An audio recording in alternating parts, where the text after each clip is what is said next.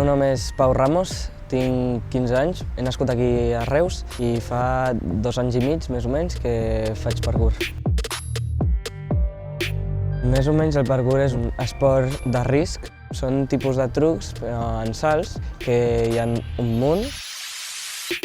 Faig parkour, quasi tots els jocs, bancs, parets. El més difícil i més m'ha agradat, aprendre a fer les mortals. La mortal vaig estar practicant bastant de temps, uns 3-4 mesos, i ja la cosa és més mental, de preparació, perquè fer-la és fer-la. També el parkour, el bo és que hi ha gent de tota Espanya que ho fa, la gent bona fa trobades, vam fer a Barcelona i vaig anar. Els joves que vulguin entrar han de tindre bastantes ganes, no s'han de rendir mai en tot el que vulguin fer. El parkour costa de superar-te tu mateix.